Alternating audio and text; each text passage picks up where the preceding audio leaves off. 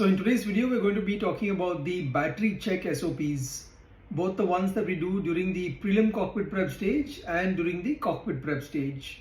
So before we get started, I wanted to talk about a couple of terms that we will come across during this discussion from a simple and operational point of view, that is voltage and current.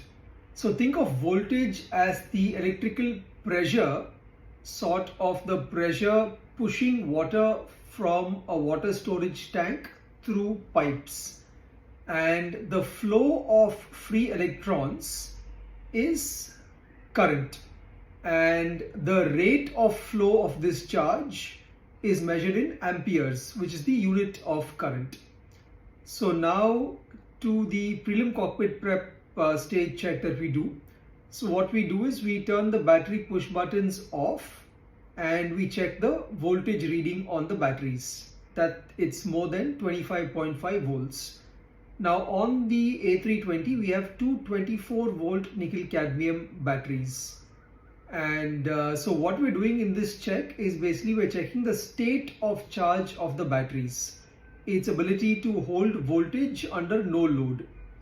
And so like I said, we have two 24 volt batteries. So 24 volts is the nominal rated voltage of the batteries, but a healthy fully charged battery can hold slightly higher voltage, which is why it's normal to see 26.5, 27 volts.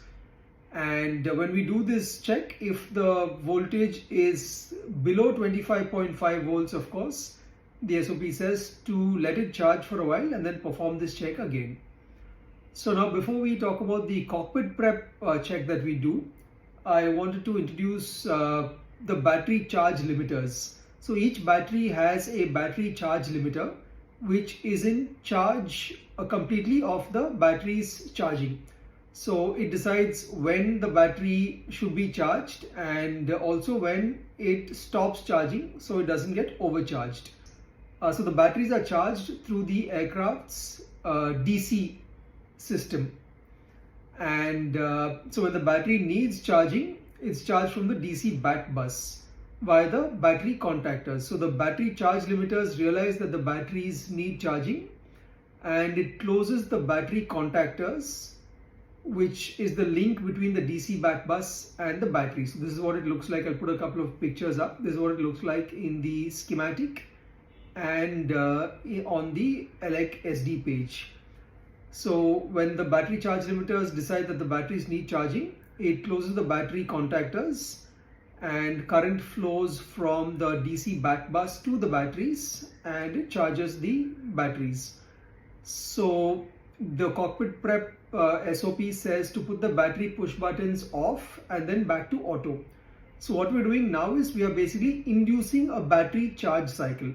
So even though at this point the batteries may well be fully charged, the battery charge limiters do in fact close the battery contactors for a bit, and it does start a charging cycle. So you will see the battery contactors close and the amps go up, and soon enough the battery charge limiters realize that hey, the batteries are in fact fully charged. So now they open up the battery contactors and the charging cycle stops. And you can see the amps go down as well. So this check accomplishes two things. One, we are checking the ability of the battery charge limiters to close the battery contactors and in fact initiate a battery charge cycle. So we know that when required it will do so.